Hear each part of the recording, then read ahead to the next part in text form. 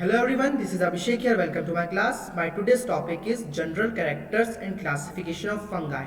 आज बेटा हम देखेंगे जनरल कैरेक्टर्स देखेंगे और क्लासिफिकेशन देखेंगे फंगाई का या फंजी, है ना। आप जिस तरीके से इसको प्रोनाउंसिएशन करना चाहते हैं तो कर सकते हैं। फंगी बोल सकते हैं, फंजाई बोल सकते हैं या फंगाई भी बोल सकते हैं, ठीक है। जिस तरीके से आप प्रोनाउंस करना चाहें उसको कर सकते हैं, कुछ भी इसमें से गलत नहीं है। देख रहे हैं हम general characters and classification of fungi, ठीक है बेटा।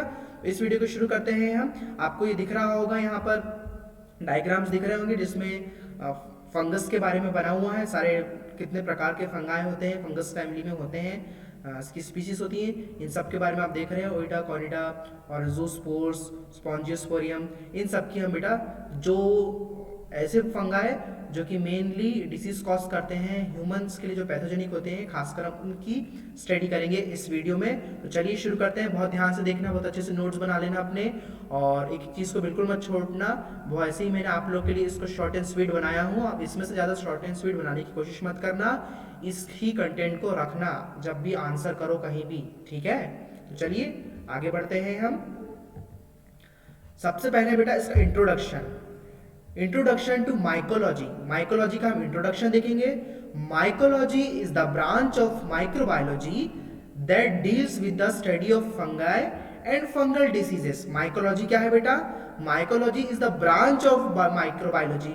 ये माइक्रोबायोलॉजी की एक ब्रांच है, एक शाखा है, that deals with the study of fungi, जो कि क्या करती है? डील करती है, यानी कि हम माइकोलॉजी में हम स्टडी करते हैं फंगाई की या फंगल डिसीज की, क्या करते हैं हम? स्टडी करते हैं। माइको यानी fungus and logy mean study. क्या कर रहे हैं? माइकोलॉजी यानी फंगस की स्टडी कर रहे हैं माइक्रोबायोलॉजी फील्ड में। ऐसी कंडीशन में इसको बोलते हैं माइकोलॉजी, टर्म इसको इसलिए दिया गया है, ठीक है। पॉइंट क्लियर हुआ? आगे बढ़ते हैं। General characteristics of fungi. Fungi की जनरल कैरेक्टरिस्टिक्स क्या होते हैं, है ना। All fungi are eukaryotic protists. क्या होते हैं? यूकैरियोटिक होते हैं, यानी मल्टीसेल्युलर होते हैं, इसमें ज्यादा सेल्स रहते हैं, यूनिसेल्युलर्स नहीं होते। और प्रोटिस्टा तो इनका किंगडम है ना बेटा। दे में भी मल्टीसेल्युलर, हाँ चलो लाइन भी मिल गई अपन को यहाँ पे लिखी हुई। ये मल्टीसेल्युलर्स होते हैं। मल्टीसेल्युलर्स के एग्जाम्पल क्या है? मोल्ड्स और यूनिसेल्युलर ईस्ट्स। इसके एग्जाम्पल मोल्ड्स भी होते हैं और यूनिसेल्युलर जो ईस्ट होते हैं, जो सिंगल सेल ईस्ट होते हैं, वो भी इसके एग्जाम्पल है, ठीक है। यूकैरियोटिक प्रोटिस्ट में फंगाई के में अंदर ये भी आते हैं, यूनिसेल्युलर ईस्ट भी फंगाई के अंदर आते हैं। They are chemotrophic organisms. Chemotrophic क्या होता है आगे समझेंगे हम इसको। That is obtaining their nutrients from chemicals in nature, यानी कि अपना जो न्यूट्रिशन है वो ऑब्टेन करते हैं। कैसे ऑब्टेन करते हैं? केमिकल से। इसके नेचर में, इसके वातावरण में जो भी इसको केमिकल मिलेगा उससे ये क्या करेंगे? अपना न्यूट्रिशन लेंगे, एब्जॉर्ब करेंगे और क्या करेंगे? जिएंगे, है ना। इनका जो लिविंग है किसके ऊपर बेस्ड है? केमिकल जो नेचर है न्यूट्रिशन का, उसके ऊपर इनका लिविंग बेस्ड है बेटा। Fungi are obligate and facultative aerobes.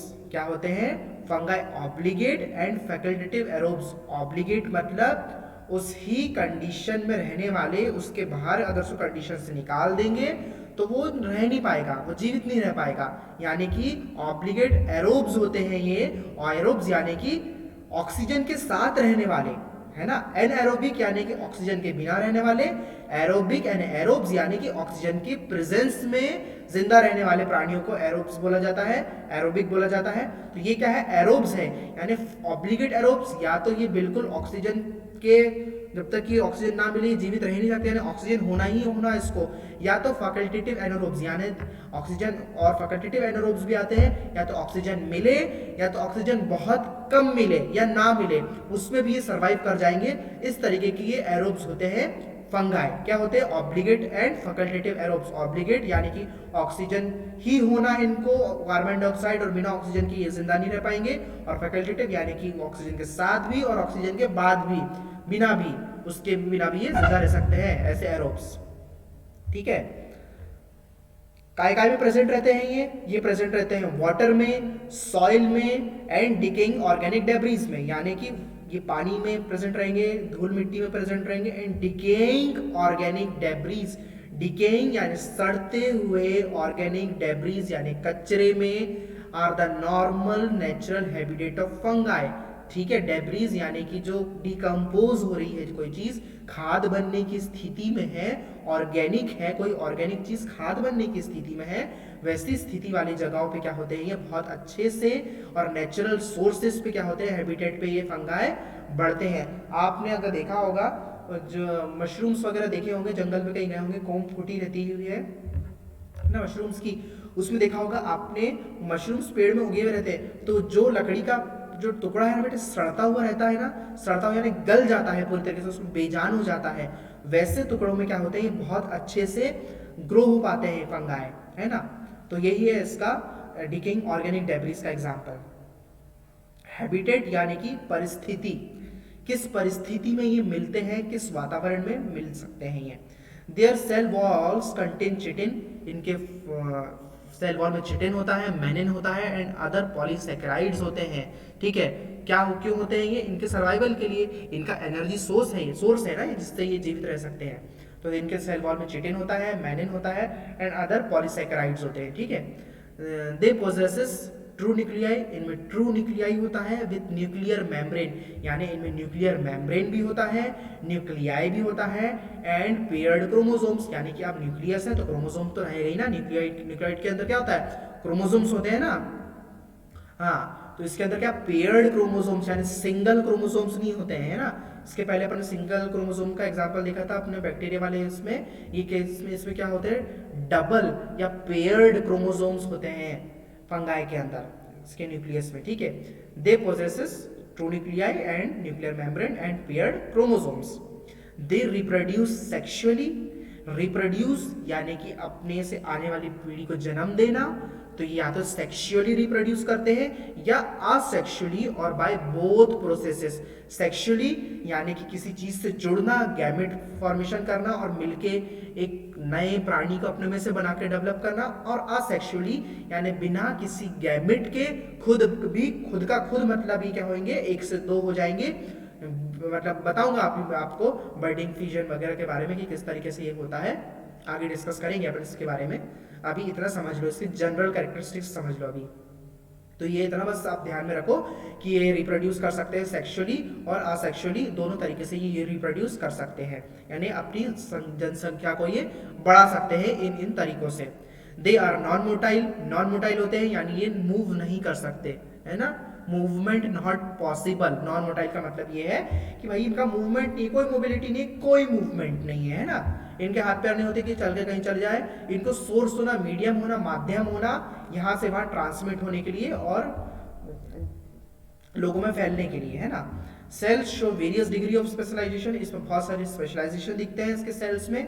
They grow as branching filament called hyphae, ये कैसे ग्रो होते हैं, ब्रांच बनती है इसके अंदर, मैं बताऊंगा आपको, डायग्राम से स्टडी करवाऊंगा इसकी, चिंता मत करो, ये लिखा देख के भाग मत जाना, मैं आपको आगे हर एक डायग्राम, एक इमेज बता के सारी चीजों की स्टडी करवाऊंगा। ठीक है, अपन ऐसा सिर्फ थ्योरी नहीं पढ़ेंगे, डायग्राम्स भी दिखाऊंगा आपको, ताकि आपकी दिमाग में अच्छे से इमेज क्लियर होने पाए। ठीक है, they grow as branching filaments called hyphae, ये हाइफी के ब्रांचिंग फिलामेंट्स से ग्रो होते हैं, ये usually 2 to 10 micron in width, 2 से 2 to 10 माइक्रोन की इनकी विड्थ रहती है, मे बी सेप्टेड और नॉन सेप्टेड। सेप्टेड यानी बटा हुआ, नॉन सेप्टेड यानी कि बिना बटा हुआ। ठीक है, आपको बताऊंगा सेप्टेड और असेप्टेड कैसा कहलाता है। सेप्टेड या तो हाइफी यानी लंबी सी कतार, जैसे कि मेरा हाथ है, तो ये क्या एक हाइफी है, मेरे अंदर से एक हाइफी निकल गया है, पर अगर ये मेरी कोनी जो है बेटा, ये जो मेरी कोनी है एल्बो, ये और ये जो भाग है क्या बटा हुआ है ना, एल्बो ने क्या करा, इस हिस्से को डिवाइड कर दिया और ये हिस्सा अलग डिवाइड हो गया, तो बीच में क्या हो गया, सेप्टेड आ गया।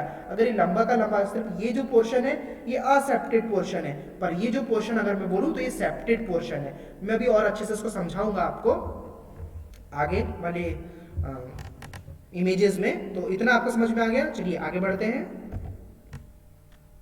क्लासिफिकेशन ऑफ फंगाई, फंगाई का क्लासिफिकेशन किसके ऊपर बेस्ड है बेटा, fungi are classified as follows, यानी नीचे देखो जो भी लिखा है, morphological classification of fungi. Fungi का बेटा सबसे पहले हम देखेंगे मॉर्फोलॉजिकल क्लासिफिकेशन, यानी मॉर्फोलॉजिकली, स्ट्रक्चरली, इसका शेप, इसका साइज के अकॉर्डिंग किस तरीके से ये इसका क्लासिफिकेशन और किस कैटेगरीज में ये डिवाइडेड है। सबसे पहले आता है ईस्ट, दूसरा आता है अपने नंबर पे yeast like fungi, yeast like fungi, molds and dimorphic fungi.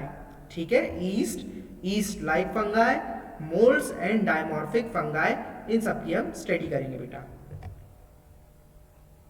देखो किंगडम माइकोटा है ना, किंगडम माइकोटा है, किंगडम फंगाई है ये। इसमें दो प्रकार से इमेजेस देख लो, एक है सेक्सुअल रिप्रोडक्शन नॉट आइडेंटिफाइड, यानी इनमें सेक्सुअल रिप्रोडक्शन नहीं होता है, अभी तक नहीं पता लगा है कि होता है कि नहीं होता है ना। इसमें कौन कौन इसके एग्जाम्पल है, असेक्सुअल रिप्रोडक्शन या जिसमें आइडेंटिफाइड नहीं है कि सेक्सुअल रिप्रोडक्शन होता है कि नहीं होता है। इसके अंदर आता है, कैटेगरीज आती है आपका फंगाई इम्परफेक्टी, और इसका क्या एग्जाम्पल है, ड्यूटेरोमाइसिटीज, इसका एग्जाम्पल है सेरोस्पोरा फ्यूसेरियम। क्या है, सेरोस्पोरा फ्यूसेरियम इसका एग्जाम्पल है ड्यूटेरोमाइसिटीज के अंदर और असेक्सुअल फंगाई के अंदर। ठीक है, अब देखते हैं इसका एक ही कैटेगरी के अंदर आता है ना ये, और सेक्सुअल रिप्रोडक्शन इसका आइडेंटिफाइड है, इनका मतलब कि सेक्सुअल रिप्रोडक्शन इन लोगों का होता है। तो जिनका होता है वो कौन से हैं, प्रिमिटिव फंगाई यानी ओमाइकोटा, माइसिलियम और असेप्टेड है ना। इसका एग्जाम्पल क्या है, माइसिलियम असेप्टेड फंगाई जो है इसका एग्जाम्पल है प्रिमिटिव फंगाई और ओमाइकोटा। और जो प्रिमिटिव फंगाई है बेटा, इसके भी दो डिवीजन है। ठीक है, सेक्सुअल रिप्रोडक्शन के अकॉर्डिंग इनका क्लासिफिकेशन किया गया है, जिसमें दो आते हैं, और उसमें से सबसे पहले आपने प्रिमिटिव फंगाई या ओमाइकोटा देखा है। और ओमाइकोटा के अंदर भी बेटा दो डिवीजन है, सब डिवीजन, जो कि है एक तो है फाइकोमाइसिटीज और दूसरा है जाइगोमाइसिटीज। फाइकोमाइसिटीज का एग्जाम्पल है एल्गल फंगाई, और एल्गल फंगाई आती है इसके अंदर, और एग्जाम्पल इसका है इसका फाइटोट्रोफा, फाइटो क्या है, फाइटोट्रोआ एल्ब्यूगो इसका एग्जाम्पल है। और जाइगोमाइसिटीज कॉन्जुगेशन फंगाई, क्या है, कॉन्जुगेशन फंगाई है ये, एग्जाम्पल म्यूकर राइजोपस, क्या है, इसका एग्जाम्पल है म्यूकर राइजोपस। अब आते हैं एडवांस फंगाई में, बस एक्चुअली आपको ये चार्ट बता रहा हूँ, थोड़ा सा समझ लो चार्ट देखकर, फिर अपन आगे आएंगे टॉपिक पे। एडवांस फंगाई ओमाइकोटा, ये इसमें माइसिलियम असेप्टेड था बेटा पहले वाले में, और अब इसमें माइसिलियम सेप्टेड है। एस्कोमाइसिटीज और बेसिडोमाइसिटीज इसके दो एग्जांपल सब डिवीजन है। एस्कोमाइसिटीज में सेक फंगाई आता है ना, सेक लाइक जो स्ट्रक्चर बनाता है, और इसका एग्जांपल ईस्ट और कैंडिडा इसका एग्जांपल है। और बेसिडोमाइसिटीज का क्या है, ये क्लब फंगाई है ये, जिसका प्यूकिनिया एगेरिकस इसका एग्जांपल है। चलो ये चार्ट को आगे बढ़ाते हैं अपन थ्योरी में समझेंगे थोड़ा। सबसे पहला है ईस्ट और इसके कैरेक्टरिस्टिक्स, ईस्ट के कैरेक्टरिस्टिक्स देखेंगे अपन ईस्ट फंगाई के, है ना, फंगाई के सब डिवीजन अपन डिवीजंस देखे ना, तो सबसे पहले अपन ईस्ट के देखेंगे। ईस्ट होता क्या है बेटा, east is a unicellular fungus that has a single nucleus. East में क्या होता है बेटा, यूनिसेलुलर यानी सिंगल सेल वाला ये फंगस होता है, that has a single nucleus, जिसमें सिंगल न्यूक्लियस होता है, एंड रिप्रोड्यूस आइदर सेक्सुअली, या तो ये सेक्सुअली रिप्रोड्यूस करेंगे, एंड रिप्रोड्यूस आइदर असेक्सुअली और बाय बर्डिंग। असेक्सुअली रिप्रोड्यूस करेंगे बर्डिंग के द्वारा, ठीक है, क्या करेंगे, बर्डिंग के द्वारा क्या करेंगे, असेक्सुअली रिप्रोड्यूस करेंगे। बर्डिंग यानी बर्ड क्या होता है, ब्लास्टोस्पोर्स होते हैं, उसका एग्जाम्पल क्या है, ब्लास्टोकोराइडियम इसका एग्जाम्पल है। और asexually by true spore formation, और असेक्सुअली रिप्रोड्यूस करते हैं ट्रू स्पोर फॉर्मेशन के द्वारा। Each bird that separates can grow into new east, और हर एक बर्ड जो सेपरेट होता है वो ग्रो होता है एक नए ईस्ट में। समझ में नहीं आया होगा, मैं समझ सकता हूं आपकी बात एकदम से, इसको मैं समझा रहा हूं अच्छे से, रुक जाओ कहीं मत भागो, समझो इस बात को मैं क्या बताना चाह रहा हूं। ईस्ट के कैरेक्टरिस्टिक्स देख रहे हैं हम। ईस्ट क्या है, पहला पॉइंट देख लो, ईस्ट है बेटा आपका फंगस, यूनिसेलुलर फंगस यानी सिंगल सेल वाला फंगस, जिसके अंदर क्या होता है, एक सिंगल न्यूक्लियस होता है। ये पॉइंट क्लियर हुआ। ईस्ट क्या है, सिंगल सेलुलर फंगस है और जिसके अंदर एक सिंगल न्यूक्लियस होता है, ठीक है। ये रिप्रोड्यूस करते हैं आइदर या तो सेक्सुअली, अगर असेक्सुअली करेंगे यानी बिना गैमेट फॉर्मेशन के, बिना किसी के दूसरे के गैमेट से मिलके ये नहीं करेंगे फॉर्मेशन, अपना रिप्रोड्यूस नहीं करेंगे, असेक्सुअली करेंगे। अब असेक्सुअली करना है तो ये बर्ड फॉर्मेशन करेंगे। अब बर्ड फॉर्मेशन का मतलब क्या होता है बेटा? बर्ड यानी कोमे फूटना। कोमे पता है, कोम फूटती है। जैसे कि आपने कोई भी अपन पेड़ पौधे लगाते हैं जिसके अपन कलम काट के लगा देते हैं, है ना। जैसे कि अपन ने गुलाब लगाया बेटा, है ना। अब गुलाब आप लगाओगे, आपने कभी गुलाब लगाया है घर में? नहीं लगाया होगा, तो जिन बच्चों ने नहीं लगाया तो वो देखना कि अगर आपने गुलाब लगाया होगा और या तो अपन किसी से मांग लेते ना, पड़ोसी से, यार आपका ये लाल कलर का गुलाब अच्छा लग रहा है, आपका ये रोज इस कलर का अच्छा लग रहा है, हमारे पास नहीं दे दीजिए। तो वो जड़ सहित उखाड़ के नहीं देते हैं, वो उसकी डाली काट के देते हैं और वो डाली आप मिट्टी में लगा देते हो। और लगाने के बाद क्या होते हैं, पुरानी पत्ती झड़ जाती है और जब नई नई उसमें क्या होती है, कोमे फूटती है। और वो कोमे क्या होती है, आगे चल के उस गुलाब में नई पत्तियां और नए फूल आते हैं। ठीक है, तो वो क्या है, उसके बर्ड्स हैं। क्या है, वो बर्ड है। तो इस तरीके से क्या करते हैं, अपने अपने शरीर में ये, सॉरी अपने अपने स्ट्रक्चर में ये कोमे निकाल निकाल के, बर्ड्स निकाल निकाल के क्या करते हैं, असेक्सुअली रिप्रोड्यूस करते हैं, यानी एक से ज्यादा बनते हैं। ठीक है, हुआ पॉइंट क्लियर? इसका एग्जाम्पल क्या है, ब्लास्टोकोनोइडियम इसका एग्जाम्पल है। ठीक है, क्या रिप्रोड्यूस हो रहा है, ये असेक्सुअली रिप्रोड्यूस हो रहा है। पर अगर सेक्सुअली रिप्रोडक्शन होगा तो कैसा होगा, sexually by true spore formation. अब ट्रू स्पोर फॉर्मेशन क्या है बेटा? ट्रू स्पोर फॉर्मेशन मतलब कि स्पोर फॉर्मेशन का मतलब समझो पहले, सबसे पहले स्पोर यानी कि दो मॉलिक्यूल या दो एटम एक से दो में स्प्लिट हो। समझ रहा है? दो एटम्स या मॉलिक्यूल्स एक से दो में स्प्लिट होकर टूटे और टूट के दो अलग अलग मॉलिक्यूल बन जाएं।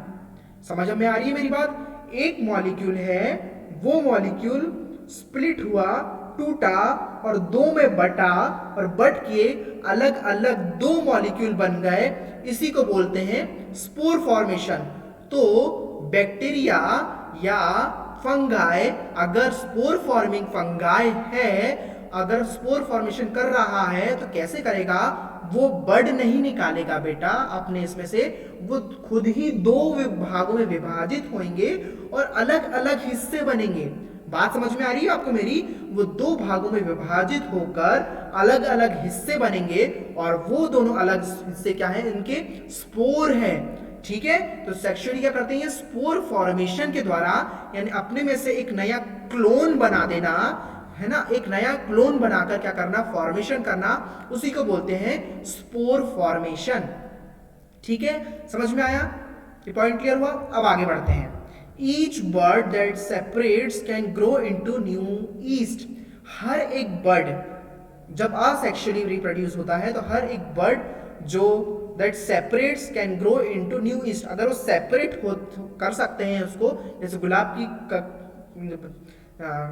कलम निकाल के अगर लगा दी जाए तो सेपरेट करके अगर उसको लगाया जाए तो अलग वो ग्रो हो सकता है एक नए गुलाब में। गुलाब तो एग्जाम्पल है पर फंगस का एग्जाम्पल नहीं है, वो आपको समझाने के लिए एग्जाम्पल दिया है। यानी कि अगर कोई भी फंगस का अपन बर्ड निकाल के कहीं और लगा दे तो एक नया फंगस ग्रो हो जाएगा। लोग अभी देखना ट्रेडिशन चल रहा है मशरूम फार्मिंग का। मशरूम फार्मिंग में क्या करते हैं, मशरूम बैग्स में लगाते हैं बेटा, ग्रो करवाते हैं, और मशरूम ग्रो करवाने के बाद क्या होता है, वो ऊपर ऊपर से मशरूम को काट देते हैं। समझ में आ रही मेरी बात? यानी मेरी समझो ये बॉटल है, ये है मशरूम, तो क्या करेंगे, मशरूम उगा, उसको काट दिया, उसकी जड़ को छोड़ दिया, जड़ को छोड़ दिया, और मतलब वो जड़ में से फिर से मशरूम उग जाएगा। गन्ने की खेती देखा है आप लोगों ने? गन्ने को क्या करते हैं, गन्नों के भी टुकड़े लगते हैं, गन्नों के कोई बीज नहीं आते बेटा, गन्नों के भी बर्ड्स फॉर्मेशन होता है। तो गन्ने नीचे से काट देते हैं, जड़ छोड़ देते हैं, उस जड़ में से एक नया गन्ना उग जाता है। ठीक है, तो इस तरीके से क्या होते हैं, ये बर्ड्स फॉर्मेशन करते हैं। Each bird that separates can grow into new east, अगर हर एक बर्ड जो सेपरेट हो सकती है उस वो एक नए ईस्ट में ग्रो होती है। ठीक है, अब आओ नेक्स्ट पॉइंट पे। Microscopically appears as creamy mucoid colonies on the culture media. Macroscopically, macro यानी आंखों से देख सकते हैं हम इसको, ठीक है। मैक्रोस्कोपिकली यानी जो हमको नजर आ पाए, अपीयर होते हैं क्रीमी, क्रीमी या नजर होते हैं, म्यूकॉइड यानी कि थोड़ा सा क्रीमी जैसे ही होता है म्यूकॉइड भी, मॉइस्चर वाला, colonies on the culture media में क्रीमी और म्यूकॉइड यानी मॉइस्चर वाली ड्राई कॉलोनी नहीं रहती, गीली गीली कॉलोनी इनकी नजर आती है कल्चर मीडियाज पे, ठीक है। Microscopically appears as oval to round. Microscopically अगर देखें तो ओवल यानी गोल, और राउंड कलर ओवल थोड़ा सा गोल। और पानी की बूंद देखा है, पानी की बूंद कैसे होती है, ऊपर से नुकीली और ऐसी निकलती है, कैसी ओवल शेप की होती है पानी की बूंद, है ना, एकदम गोल नहीं होती, टपकती है ना जब, ऐसा बनता है ना, एक ऐसा ड्रॉप बनता है, एक ड्रॉप। तो ओवल और राउंड शेप के होते हैं microscopically colonies on the culture media, sorry appears on over 3 to 15 mm in diameter, 3 to 15 mm in diameter रहता है ये in tissues and कल्चर और टिश्यूज में क्या होता है, इतना इसका डायमीटर होता है। The most important pathogenic east is, जो मोस्ट इंपॉर्टेंट पैथोजेनिक ईस्ट है वो होता है बेटा आपका क्रिप्टोकोकस न्यूफॉर्मेंस। क्रिप्टोकोकस न्यूफॉर्मेंस जो है बेटा, ये क्या है आपका मोस्ट पैथोजेनिक ईस्ट या मोस्ट पैथोजेनिक फंगस होता है जो डिसीज कॉज करता है। इसको नोट डाउन कर लेना कि the most important pathogenic east, जो पैथोजेनिक ईस्ट के अंदर जो आता है, ईस्ट वाले सेगमेंट में जो आता है वो होता है क्रिप्टोकोकस न्यूफॉर्मेंस, जो डिजीज कॉज करने का काम करता है। इसको आप सेकेंड ईयर में क्रिप्टोकोकस न्यूफॉर्मेंस को बहुत अच्छे से पढ़ोगे, अभी फर्स्ट ईयर में ये आपको नहीं है। और जो लोग जिस तरीके से इस वीडियो को देख रहे हैं वो अच्छे से समझिए। तो इस पोर्शन को मैं अभी यहाँ पे कंप्लीट कर रहा हूँ, मतलब मेरी स्लाइड अभी जो मैं आपको पीपीटी बता रहा हूँ वो अभी कंप्लीट नहीं हुई है, पर ये मेरे 20-21 मिनट का वीडियो यहाँ पे कंप्लीट होता है। और कुछ समझ में नहीं आया तो उसमें मुझे आगे पूछ लेना, और नेक्स्ट वीडियो में इसी का मैं अदर आगे पार्ट बना रहा हूँ, ताकि बहुत लंबा वीडियो ना बने और छोटे छोटे पोर्शन में आप थोड़ा समझने भी पाए और पढ़ने भी पाए।